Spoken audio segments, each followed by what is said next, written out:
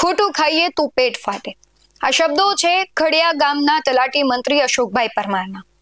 તેમના પર ભ્રષ્ટાચારના આક્ષેપ લાગ્યા હતા. ગ્રામસભા દરમિયાન તે આક્રમક તેવરમાં જોવા મળ્યા હતા. તેમણે કહ્યું છે કે મારે કોઈ પૈસાની જરૂર નથી, મારે પેન્શન આવે છે, સરકાર મને જે પૈસા આપે છે એનાથી મારું પેટ ભરાઈ જાય છે. પરંતુ એક વ્યક્તિ ગામમાં એવો હોવો જોઈએ કે જે આખી સિસ્ટમ છે તેને બદલવાનો પ્રયત્ન કરે.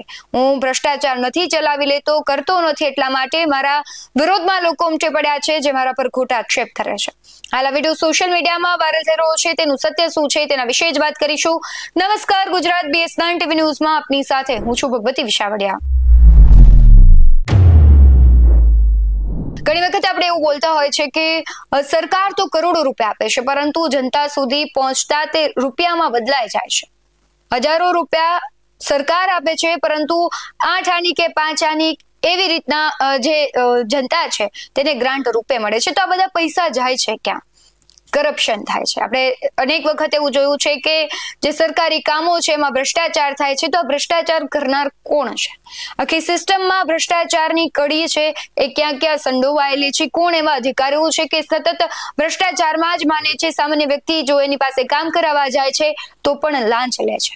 અને અનેક વખત એવા નામો પણ સામે આવ્યા છે, તેમને સસ્પેન્ડ પણ કરવામાં આવ્યા છે. પરંતુ વાત જુનાગઢની એટલા માટે કરવી છે, જુનાગઢના ખડિયા ગ્રામસભામાં એ ગ્રામસભા હતી, એમાં આગ જડતા દ્રશ્યો સામે આવ્યા હતા. તલાટી મંત્રી છે ખૂબ આક્રમક તેવરમાં જોવા મળ્યા હતા. અશોકભાઈ પરમાર પર લાગેલા ભ્રષ્ટાચારના આક્ષેપ પર તે ગુસ્સે થયા હતા અને તેમણે સત્ય કહ્યું હતું કે આ લ્યો, તમારા જે ભ્રષ્ટાચારના આક્ષેપ કરો છો આ રહ્યા બધા પુરાવા. તેમણે પુરાવાઓ પણ આપ્યા હતા અને આક્રમકતા સાથે કહ્યું હતું કે મારે કોઈ પૈસાની જરૂર નથી, મને સરકાર આપે છે, હું માજી સૈનિક હતો, મારે પેન્શન આવે છે, તલાટી મંત્રી તરીકેના મને પણ પૈસા મળે છે. શું કહી રહ્યા છે અશોકભાઈ? સૌથી પહેલા તેના પર નજર કરીએ. પૂછી લ્યો 1500 રૂપિયા એટલે 1500 રૂપિયા.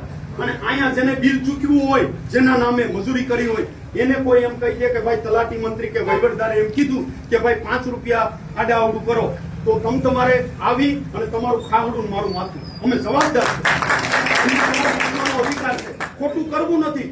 ભાઈ હું માજી સૈનિક છું, મને 45,000 રૂપિયા પેન્શન આપે સરકાર, મારો 52,000 રૂપિયા પગાર છે. હું દર વર્ષે 70-80,000 ટેક્સ ભરું છું. મને પગાર પૂરું ન પડતું હોય તો પેટ ફોડી ન થાય. બાકી આ છે ને પંચનો માલ છે, ખાઈને ફૂટી નીકળે. નો કોઈ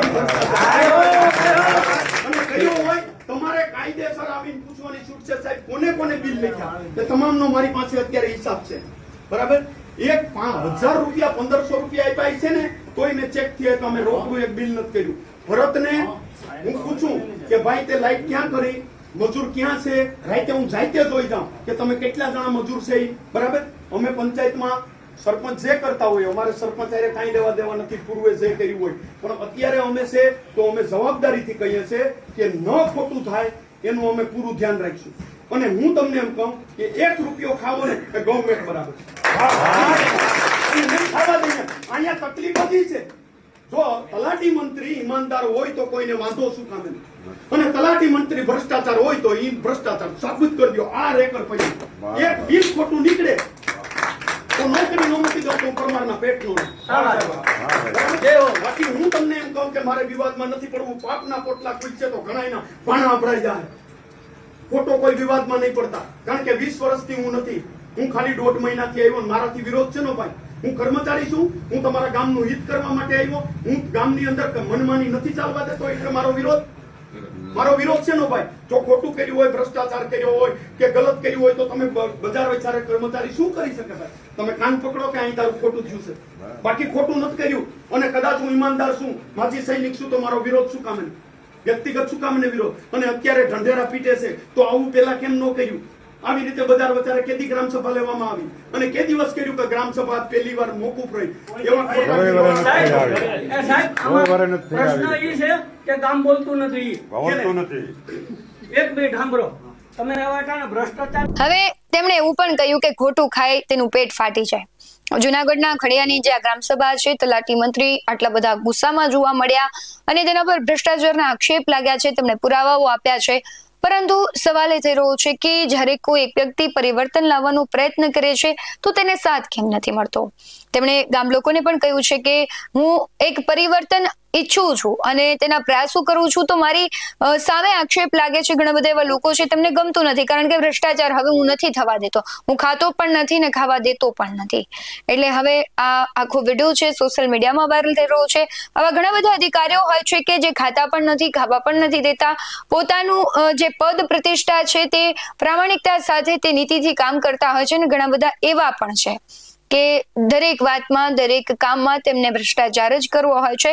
પરંતુ જનતાના કામ કરવા માટે તમને સરકાર પગાર આપે છે, તો શું એ પગારથી તમારું પૂરું નથી થતું? તો તમારે જનતા પાસેથી લાંચ લેવી મળે? આવા ઘણા બધા સવાલો થઈ રહ્યા છે. પરંતુ વિડીયો જે સોશિયલ મીડિયામાં વાયરલ થઈ રહ્યો છે તેને લઈને તમારું શું માનવું છે કમેન્ટમાં જરૂરથી જણાવજો. બાકી આવા જ વધુ અહેવાલો સાથે ફરી મળતા રહીશું. તમે અમારી યુટ્યુબ ચેનલને સબસ્ક્રાઇબ કરવાનું અને ફેસબુક અને ઇન્સ્ટાગ્રામ પર ફોલો કરવાનું ભૂલશો નહીં. બાકી નવી અપડેટ્સ મેળવવા માટે આપ જોતા રહો BS9 ટીવી ન્યૂઝ. નમસ્કાર.